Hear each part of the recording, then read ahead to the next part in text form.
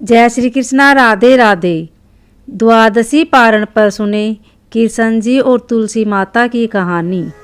एक बार एक गांव में एक बुजुर्ग महिला रहती थी। वह बहुत ही पूजा पाठ किया करती थी। वह रोज तुलसी माँ की पूजा करती थी और वह बुजुर्ग महिला रोज तुलसी माँ से कहती थी, हे तुलसी माँ, तू मुझे बहुत दे, पीताम्बर की धोती दे, मीठा मीठा घास दे, बैकुंठ का वास दे, चटक की चाल दे, पटक की मौत दे, चंदन का काठ दे, रानी का राज दे, दाल भात का भोजन दे, 11 की मौत दे और कृष्ण जी का कांधा दे। तुलसी माता बुजुर्ग महिला की बात सुनकर धीरे धीरे सूखने लगी। तभी भगवान श्री कृष्ण ने देखा कि तुलसी माता सूख रही है और तभी एक दिन भगवान श्री कृष्ण तुलसी माता जी के पास प्रकट हो गए और भगवान श्री कृष्ण जी ने तुलसी माता से पूछा, तुम क्यों सूख रही हो? सभी महिलाएं तुम्हारी पूजा करती है और तुमको सींचती है, लेकिन फिर भी तुम सूखती जा रही हो, क्या कारण है इसका? जिसके बाद तुलसी माता ने भगवान श्री कृष्ण जी से कहा कि हे प्रभु, एक बुजुर्ग महिला मेरे पास रोज आती है और रोज एक ही बात बोलती है, हे तुलसी माता, सबकी दाता, मैं तेरा बिडला सींचती हूँ, तू मुझे पीताम्बर की धोती दे, मीठा मीठा घास दे, वैकुंठ का वास दे, चटक की चाल दे, पटक की मौत दे, चंदन का काठ दे, रानी का राज दे, दाल भात का भोजन दे, 11 की मौत दे और कृष्ण जी का कांधा दे। मैं उस बुजुर्ग महिला की सारी मनोकामनाएं पूरी कर सकती हूँ, लेकिन उसकी एक मनोकामना पूरी नहीं कर सकती। मैं कृष्ण जी का कांधा कहाँ से दूंगी उसको?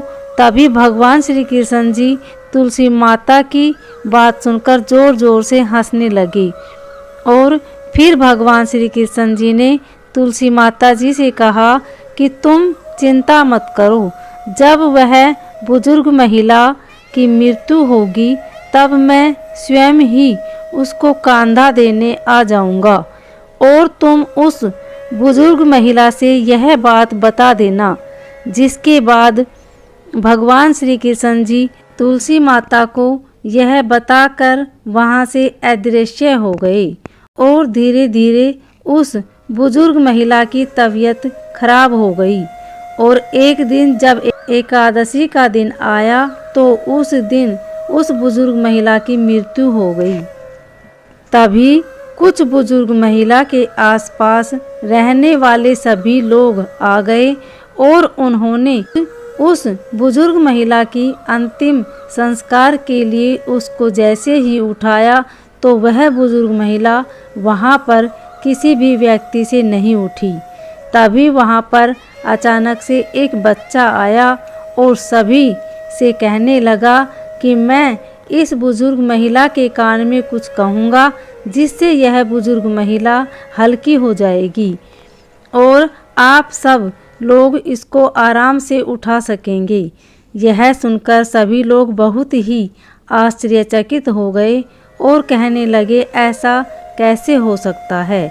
और सभी लोगों ने उस बच्चे को बालक समझकर वहां से भगा दिया।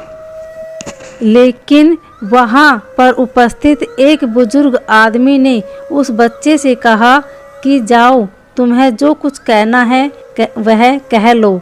लेकिन सभी लोगों को यह पता नहीं था कि बच्चे के रूप में भगवान श्री कृष्ण खुद ही आए हैं उस बुजुर्ग महिला को कांधा देने के लिए। जिसके बाद भगवान श्री कृष्ण उस महिला के पास गए और उसके कान में जाकर कहने लगे, माई मन की निकाल ले, पीताम्बर की धोती ले, मीठा मीठा घास ले, बैकुंठ का वास ले, चटक की चाल ले, पटक की मौत ले, चंदन का काठ ले और अब ले कृष्ण जी का कांधा भी ले।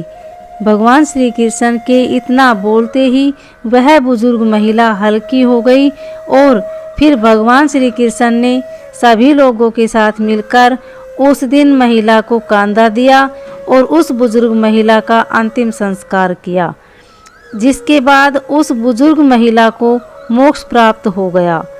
हिंदुओं की मान्यता के अनुसार ऐसा माना जाता है कि तुलसी में माता लक्ष्मी का वास होता है।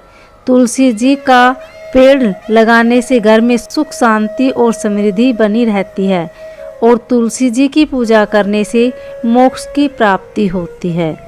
तुलसी जी की पूजा करने के लिए सर्वप्रथम स्नान करें और साफ सुथरे वस्त्र पहनकर सबसे पहले सूर्य भगवान को जल चढ़ाएं और उसके बाद तुलसी माता को पूर्व दिशा की तरफ मुंह करके तुलसी माता को प्रणाम करना चाहिए। फिर उसके बाद जल को तुलसी माता की जड़ों में अर्पित करें। जल को 3 बार में अर्पित करना चाहिए और चौथी बार में बचा हुआ सारा जल तुलसी माता की जड़ में अर्पित करना चाहिए। उसके बाद घी का दीपक जलाएं और तुलसी माता की पूजा करें। तुलसी माता का पेड़ लगाने के लिए सबसे सही समय कार्तिक माह रहता है और गुरुवार और शुक्रवार के दिन तुलसी माता का पेड़ लगाया जा सकता है। माता तुलसी का पौधा घरों के आंगन में बीचों बीच उत्तर पूर्व दिशा में लगाना चाहिए। तुलसी माता का पौधा दक्षिण की तरफ नहीं लगाना चाहिए और तुलसी माता के पत्ते को रविवार, एकादशी, संक्रांति, सूर्य ग्रहण, चंद्र ग्रहण और शाम के समय नहीं तोड़ना चाहिए। और ऐसा माना जाता है कि जो लोग शाम के समय तुलसी माता में दिया जलाते हैं उनके घर में लक्ष्मी का हमेशा वास रहता है। तो उम्मीद है आपको यह कथा अच्छी लगी होगी। अगर अच्छी लगे तो वीडियो को लाइक शेयर सब्सक्राइब जरूर करें। कमेंट में ओम नमो भगवते वासुदेवाय अवश्य लिखें। धन्यवाद।